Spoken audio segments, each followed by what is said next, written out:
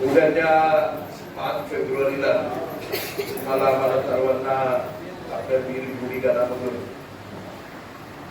जिल्हा परिषदेचा आपला प्रतिनिधी 2026-2032 त्या ठिकाणी निवडायचा आणि पुरंदर पंचायत समितीसाठी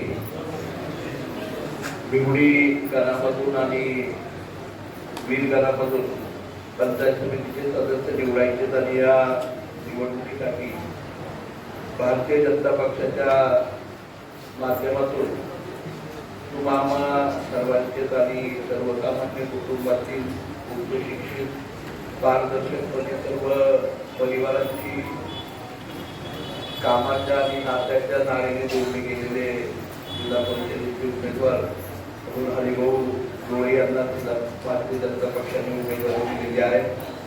त्याचबरोबर आपल्या बिवडी गावामधून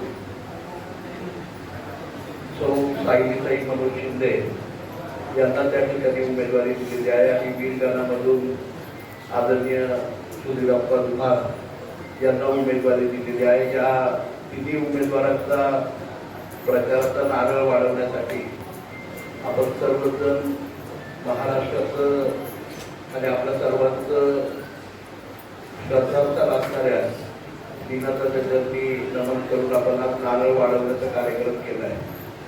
खरं म्हणजे आजच्या या निवडणुकीला एक वेगळं महत्व आहे, कारण आपण बघितलं तर हरिभाऊंनी सांगताना त्या ठिकाणी सांगितलं आणि काही मंडळी आता मगाशी मला कुणीतरी अनेक उमेदवारांचं स्टेटस दाखवलं किंवा काही गोष्टी सांगितल्या हरिभाऊ सुद्धा त्या ठिकाणी म्हटले।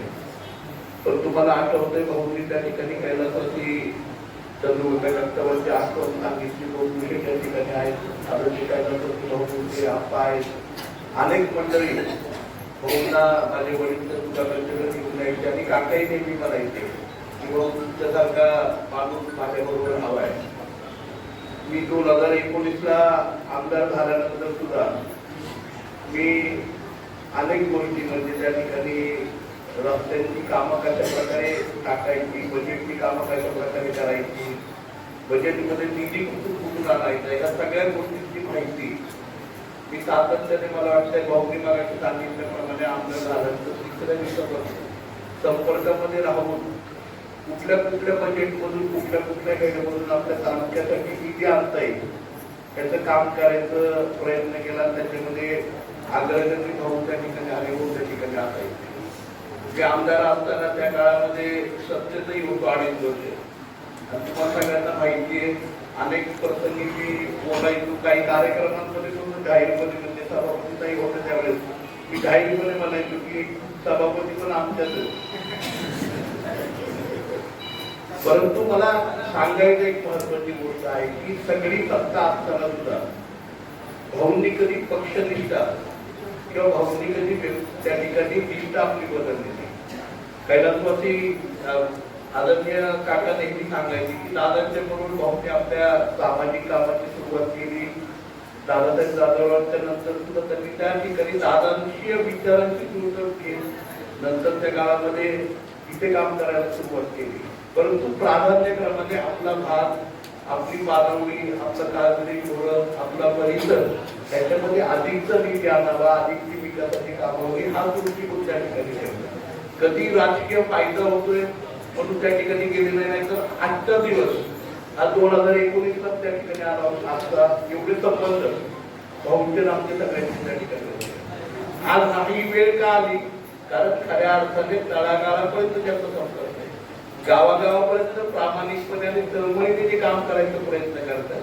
माझा भाग, माझं खोरं, माझा परिसर, माझी जिल्हा परिषद, माझी पंचायत समिती अशा प्रकारचं काम करणारा व्यक्ती म्हणून खऱ्या अर्थाने हरिभाऊची त्या ठिकाणी ओळख आहे। आदरणीय भाऊंनी सांगितलं खरं म्हणजे ती खर्च आपल्या सगळ्यांना आहे की त्याच्यावरती अधिकचं बोलणं योग्य नाही, परंतु खरोखर अशा ह्या सगळ्या गोष्टींमुळं त्या ठिकाणी मी खूप पाठीशी लागलो होतो. आदरणीय कुलदीप होते, आदरणीय दादा पाटील होते, सगळी मंडळी त्या ठिकाणी सहकार्य करत होती, सातत्याने करत होतो. परंतु हा निर्णय होत असताना हा निर्णय भाऊंनी त्या ठिकाणी घेतलाय तो केवळ आणि केवळ माझ्या भागातली जनता, माझ्या भागाचा विकास, माझ्या भागाचं माझ्या कोण्याला मिळणारा न्याय आणि खऱ्या अर्थाने भागामध्ये मी चांगल्या प्रकारचं विकासाचं काम आदरणीय नरेंद्रजी मोदी साहेबांच्या नेतृत्वाखाली, देवेंद्रजी फडणवीस साहेबांच्या माध्यमातून आणि भारतीय जनता पक्षाच्या माध्यमातून करू शकतो. म्हणूनच त्या ठिकाणी हा निर्णय घेतला आणि भारतीय जनता पक्षाने मला त्या दिवशी भाऊंचा निरोप आला आणि चंद्रकांत दादांनी फोन केला की लगेचच्या लगेच तुम्ही निर्णय घेऊन टाका आणि त्या ठिकाणी उमेदवारी फायनल करून टाका.